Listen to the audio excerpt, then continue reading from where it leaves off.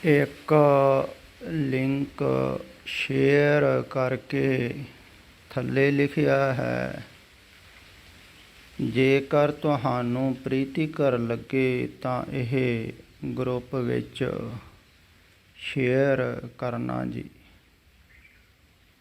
ਥੱਲੇ ਵਾਹਿਗੁਰੂ ਲਿਖਿਆ।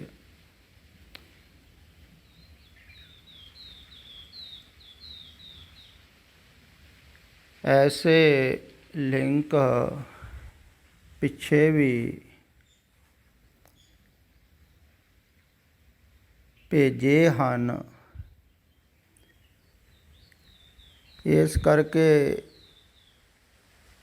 ਖਿਆਲ ਆਇਆ ਕਿ ਇਸ ਬਹਾਨੇ ਤੁਹਾਡੇ ਸਾਰਿਆਂ ਨਾਲ ਗੱਲ ਹੀ ਕਰ ਲੈਂਦੇ ਹਾਂ। ਪਹਿਲੀ ਤਾਂ ਗੱਲ ਇਹ ਹੈ ਕਿ ਇਹ ਲਿੰਕ ਖੋਲ੍ਹਣੇ ਮੈਨੂੰ ਆਉਂਦੇ ਨਹੀਂ ਹਨ, ਕਿਉਂਕਿ ਮੈਂ ਟੈਲੀਫੋਨ ਬਹੁਤ ਘੱਟ ਵਰਤਦਾ ਹਾਂ। ਜਿੰਨਾ ਕੁ ਜ਼ਰੂਰੀ ਹੈ ਵਰਤੋਂ ਵਿੱਚ ਆਉਂਦਾ ਹੈ, ਉਹਨਾਂ ਕੁ ਹੀ ਖਿਆਲ ਵਿੱਚ ਹੈ। ਜਿਹੜੇ ਜ਼ਿਆਦਾ ਵਰਤਦੇ ਹਨ ਟੈਲੀਫੋਨ ਨੂੰ, ਤਾਂ ਉਹਨਾਂ ਨੂੰ ਜ਼ਿਆਦਾ ਨੌਲੇਜ ਹੁੰਦੀ ਹੈ। ਜਿਹੜੀ ਚੀਜ਼ ਨੂੰ ਆਪਾਂ ਵਰਤੀਏ, ਜ਼ਿਆਦਾ ਵਰਤਾਂਗੇ ਤਾਂ ਜ਼ਿਆਦਾ ਹੀ ਨੌਲੇਜ ਹੋਊਗੀ ਉਹਦੇ ਬਾਰੇ ਜਾਣਕਾਰੀ।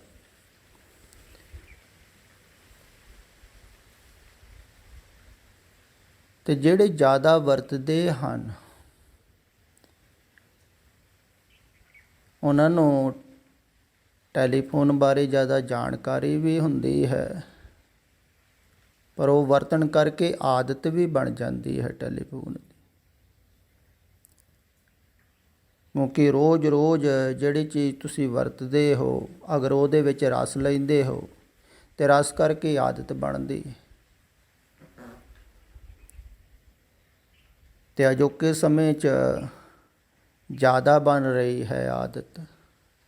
ਨੌਜਵਾਨਾਂ ਦੀ ਤਾਂ ਬਣੀ ਹੋਈ ਹੈ, ਬਲਕਿ ਜਿਹੜੇ ਜਵਾਨੀ ਤੋਂ ਅੱਗੇ ਜਾ ਚੁੱਕੇ ਹਨ ਨਾ, ਉਹਨਾਂ ਦੀ ਵੀ ਆਦਤ ਬਣੀ ਹੋਈ ਹੈ। ਥੋੜ੍ਹੇ ਦਿਨ ਹੀ ਪਹਿਲਾਂ ਇੱਕ ਮਾਈ ਮਿਲਣ ਵਾਸਤੇ ਆਈ ਸੀ, ਕਹਿੰਦੀ ਇੱਕ ਮੇਰੀ ਆਦਤ ਬਣ ਚੁੱਕੀ ਹੈ, ਉਹ ਛੁੱਟਦੀ ਨਹੀਂ।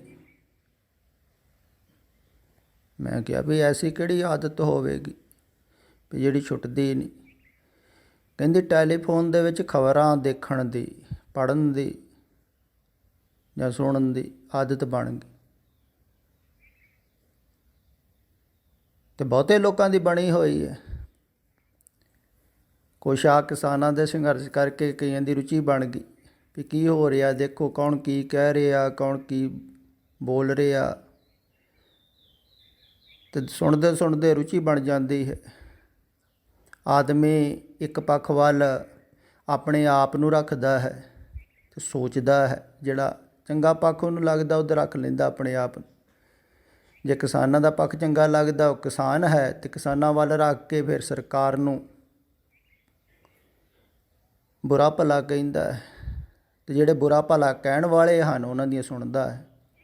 ਅਤੇ ਜੇ ਸਰਕਾਰ ਦਾ ਹਿਮਾਇਤੀ ਹੈ ਅਤੇ ਸਰਕਾਰ ਨੂੰ ਖਿਆਲ ਵਿੱਚ ਰੱਖ ਕੇ ਫਿਰ ਸੁਣਦਾ ਹੈ, ਅਤੇ ਰੁਚੀ ਬਣ ਜਾਂਦੀ ਹੈ ਨਾ, ਆਦਤ ਬਣ ਜਾਂਦੀ ਹੈ। ਤਿਵੇਂ ਹੀ ਬਹੁਤਿਆਂ ਦੀ ਟੈਲੀਫੋਨ ਦੀ ਆਦਤ ਬਣੀ ਹੋਈ ਹੈ।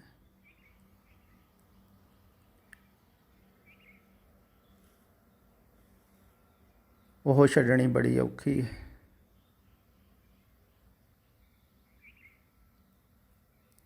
ਆਦਤ ਤਾਂ ਕੋਈ ਵੀ ਨਹੀਂ ਛੁੱਟਦੀ ਹੈ।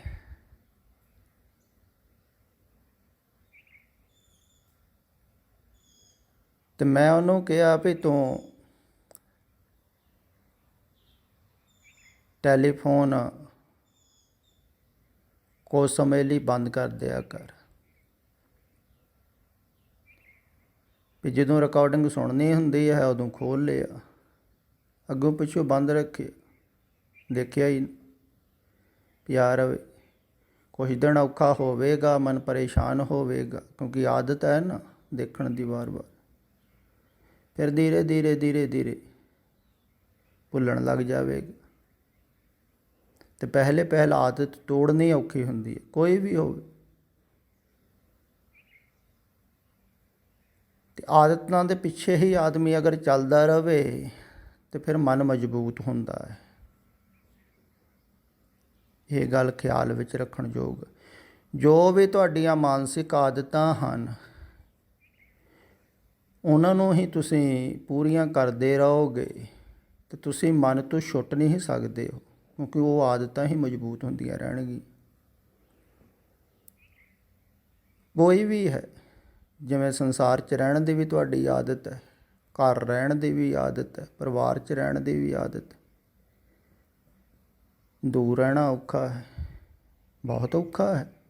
ਆਹ ਦੇਖੋ, ਆਹ ਥੋੜ੍ਹੇ ਦਿਨ ਪਹਿਲਾਂ ਹੀ ਇੱਕ ਨੌਜਵਾਨ ਆਇਆ ਸੀ,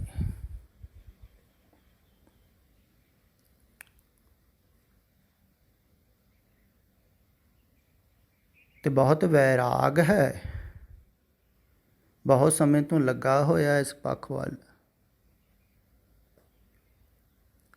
ਅਤੇ ਮੈਨੂੰ ਕਈ ਵਾਰਾਂ ਟੈਲੀਫੋਨ ਕਰਕੇ ਕਿਹਾ ਉਹਨੇ,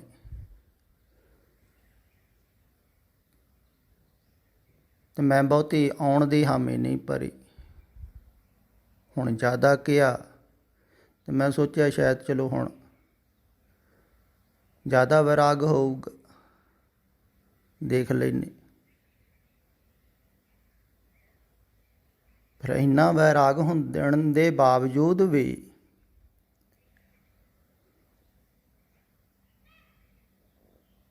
ਇੱਥੇ ਉਹ 3-4 ਦਿਨ ਹੀ ਟਿਕ ਸਕੇ।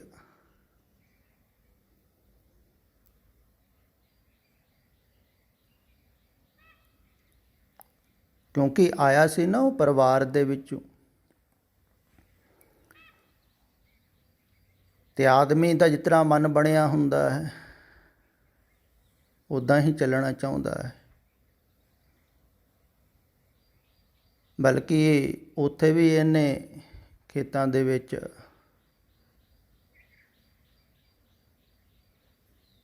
ਇੱਕ ਬੈਠਣ ਵਾਸਤੇ ਬਣਾਇਆ ਹੋਇਆ ਸੀ ਕੁਛ ਕਮਰਾ ਵਗੈਰਾ,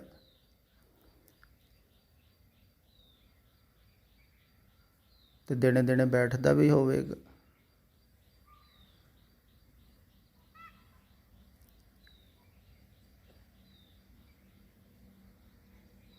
ਪਰ ਇੰਨੇ ਵੈਰਾਗ ਹੋਣ ਦੇ ਬਾਵਜੂਦ ਵੀ ਦੇਖੋ ਆਦਤਾਂ ਨਹੀਂ ਛੁੱਟਦੀਆਂ।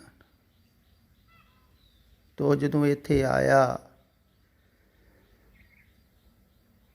ਅਤੇ ਮੈਂ ਉਹਨੂੰ ਕਿਹਾ ਵੀ ਇੱਥੇ ਰਹਿਣ ਦਾ ਤਾਂ ਹੀ ਫਾਇਦਾ ਹੈ, ਤਾਂ ਹੀ ਲਾਭ ਹੈ, ਜੇ ਤੁਸੀਂ ਆਪਣੇ ਮਨ ਦੀਆਂ ਆਦਤਾਂ ਛੱਡੋ, ਆਪਣੀ ਮਨ ਦੀ ਸੋਚ ਦੇ ਪਿੱਛੇ ਨਾ ਜਾਓ, ਤਾਂ ਹੀ ਫਾਇਦਾ ਹੋਵੇਗਾ ਨਾ ਮੇਰੇ ਕੋਲ ਰਹਿਣ ਦਾ।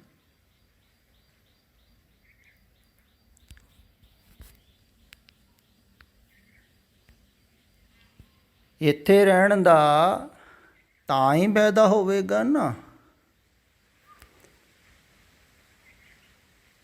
ਵੀ ਤੁਸੀਂ ਆਪਣੇ ਮਨ ਦੇ ਪਿੱਛੇ ਚੱਲਣਾ ਛੱਡੋਗੇ, ਮਨ ਦੀ ਨਹੀਂ ਸੁਣੋਗੇ,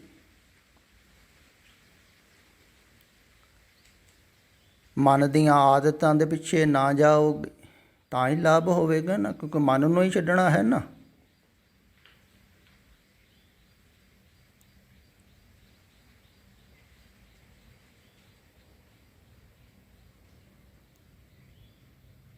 ਅਤੇ ਮੈਂ ਉਹਨੂੰ ਕਿਹਾ ਸੀ ਵੀ ਇਹ 2 ਤਰੀਕੇ ਹਨ ਮਨ ਤੋਂ ਪਾਰ ਜਾਣ ਦੇ। ਇੱਕ ਤਾਂ ਆਪਣਾ ਸੰਕਲਪ ਹੋਵੇ ਕਿਸੇ ਦਾ,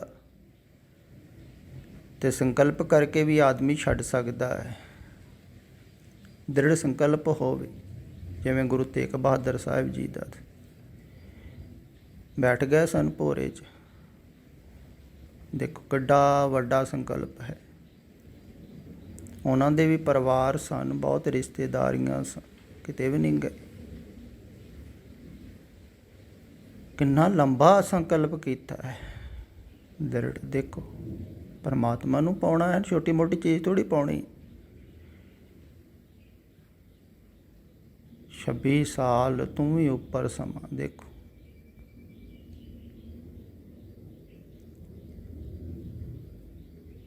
ਤੇ ਐਸਾ ਸੰਕਲਪ ਹੋਵੇ ਤਾਂ ਵੀ ਮਨ ਤੋਂ ਪਾਰ ਜਾਇਆ ਜਾ ਸਕਦਾ, ਜਾਂ ਸਮਰਪਣ ਹੋਵੇ।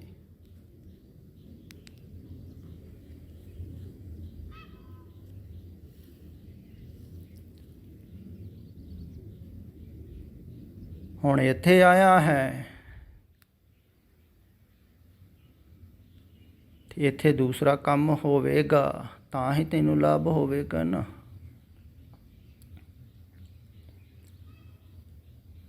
ਜੇ ਤੂੰ ਆਪਣੇ ਆਪ ਕਰ ਸਕਦਾ ਹੈ ਤੇ ਉੱਥੇ ਚਲੇ ਜਾ, ਉੱਥੇ ਆਪਣੇ ਆਪ ਕਰ ਲਾ। ਜੇ ਇੱਥੇ ਆਇਆ ਹੈ ਤੇ ਆਪਣੇ ਆਪ ਨਹੀਂ ਕਰ ਸਕਿਆ ਮਨ ਨੂੰ ਕਾਬੂ, ਤੇ ਮਨ ਨੂੰ ਇੱਧਰ ਫੜਾ, ਅਸੀਂ ਕਾਬੂ ਕਰਾਂਗੇ। ਪਰ ਫੜਾਉਣਾ ਤੇ ਪਵੇਗਾ ਇਹਨਾਂ, ਤਾਂ ਹੀ ਰਸਾ ਪਾਵਾਂਗੇ। ਪਰ ਫੜਾਉਂਦਾ ਨਹੀਂ ਆ ਆਦਮੀ, ਵੀ ਮਨ ਨੂੰ ਰਸਾ ਪਾਤਾ, ਸਾਡਾ ਕੀ ਹੋ?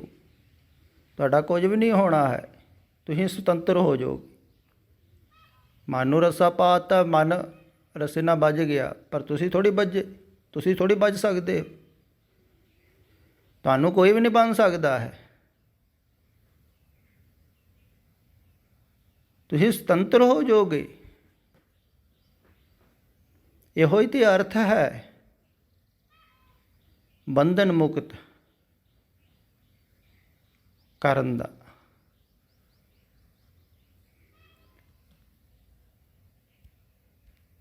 ਵੀ ਮਨ ਨੂੰ, ਤੁਹਾਡੇ ਨੂੰ ਰੱਸਾ ਪੈ ਗਿਆ, ਤੁਸੀਂ ਮੁਕਤ ਹੋ ਜਾਓਗੇ, ਮਨ ਵੱਜ ਜਾਊਗਾ।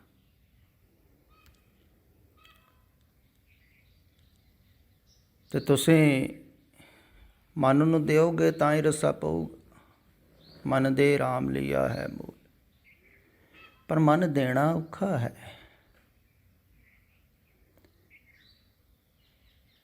ਮਨ ਦੀ ਮਰਜ਼ੀ ਛੱਡਣੀ ਔਖੀ ਹੈ।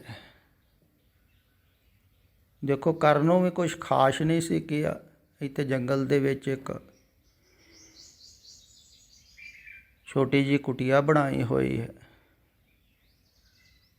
ਮੈਂ ਕਿਹਾ ਇੱਥੇ ਰਹੀ ਹੀ ਜਾ। ਇੱਕ ਦਫਾ ਪ੍ਰਸ਼ਾਦਾ ਛਕ ਆਇਆ, ਜੇ ਕੁਛ ਖਾਣ ਨੂੰ ਰੱਖਣਾ ਤੇ ਇੱਥੇ ਰੱਖ ਲਾ, ਤੇ ਰਹੀ ਹੀ ਜਾ। ਤੇ ਬਹੁਤਾ ਔਖਾ ਵੀ ਨਹੀਂ ਹੈ, ਰਹਿਣਾ ਹੀ ਹੈ। ਹਾਂ, 4 ਚੁਫੇਰੇ ਜੰਗਲ ਹੀ ਹੈ।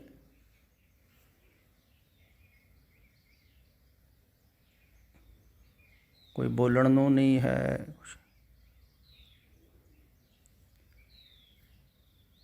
ਤੇ ਇਕਾਂਤ 'ਚ ਰਹਿਣਾ ਹੀ ਹੈ। ਪਰ ਕਿੰਨਾ ਕਠਿਨ ਹੈ। ਦੇਖੋ, ਆਦਤ ਹੀ ਹੈ ਨਾ ਸੰਸਾਰ 'ਚ ਰਹਿਣ ਦੀ, ਘਰ 'ਚ ਰਹਿਣ ਦੀ, ਪਰਿਵਾਰ 'ਚ ਰਹਿਣ ਦੀ, ਫਿਰ ਆਪਣੀ ਮਰਜ਼ੀ ਦੇ ਅਨੁਕੂਲ ਰਹਿਣ ਦੀ। ਮੈਂ ਕਿਹਾ ਜੇ ਇੱਥੇ ਵੀ ਮਰਜ਼ੀ ਦੇ ਅਨੁਕੂਲ ਹੀ ਰਹੀ ਗਿਆ, ਵੀ ਜਦੋਂ ਚਿੱਤ ਕੀਤਾ ਤੇ ਜਿੱਧਰ ਨੂੰ ਚਿੱਤ ਕੀਤਾ, ਜਿੱਧਰ ਨੂੰ ਮਨ ਕੀਤਾ ਉਧਰ ਨੂੰ ਚਲੇ ਗਏ, ਫਿਰ ਤੇ ਨਹੀਂ ਲਾਭ ਹੋਵੇਗਾ। ਫਿਰ ਤੇ ਤੂੰ ਮਰਜ਼ੀ ਦੇ ਅਨੁਕੂਲ ਉੱਥੇ ਚੱਲ ਹੀ ਰਿਹਾ ਸੀ, ਇੱਥੇ ਵੀ ਚੱਲਦਾ ਰਿਹਾ। ਮਰਜ਼ੀ ਛੱਡਣੀ ਆ ਨਾ।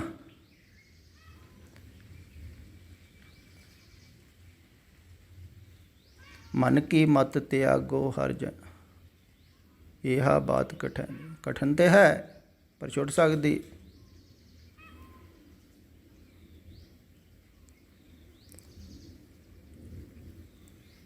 ਫਿਰ ਪੁਰਾਣੇ ਸਮਿਆਂ 'ਚ ਦੇਖੋ, ਭੁੱਖੇ ਰਹਿੰਦੇ ਸਨ, ਪਿਆਸੇ ਰਹਿੰਦੇ ਸਨ, ਜੰਗਲਾਂ 'ਚ ਭਟਕਦੇ ਰਹੇ, ਕੁਛ ਖਾਣ ਨੂੰ ਨਹੀਂ ਸੀ, ਤਾਂ ਵੀ ਸੰਕਲਪ ਨਹੀਂ ਟੁੱਟਾ ਉਹਨਾਂ ਨੂੰ। ਵੈਰਾਗ ਸੱਚਾ ਹੋਵੇਗਾ ਨਾ। ਵੈਰਾਗ ਪੂਰਾ ਨਹੀਂ ਹੈ ਨਾ, ਪੂਰਾ ਹੋਵੇਗਾ ਨਾ, ਤਾਂ ਉਦੋਂ ਇਹ ਘਟਨਾ ਘਟਦੀ ਹੈ।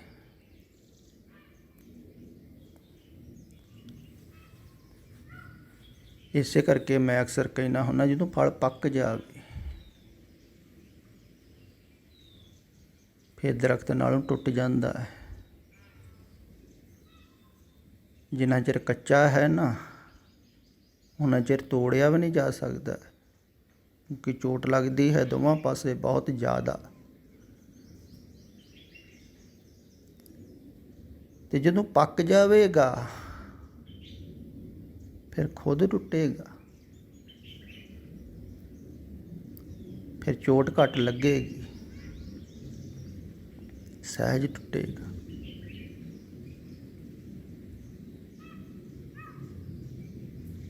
ਤੇ ਸੰਸਾਰ ਨੂੰ ਪਹਿਲਾਂ ਦੇਖੋ ਗੌਰ ਨਾਲ, ਜਾਣੋ, ਪਰਖੋ, ਭੋਗੋ ਇਹਦੇ ਦੁੱਖ, ਇਹਦੇ ਨਰਕ। ਤੇ ਨਰਕ ਤੋਂ ਵਾਕਵੇ ਹੋਵੋ ਤੇ ਫਿਰ ਬਾਹਰ ਨਿਕਲੋਗੇ ਨਾ।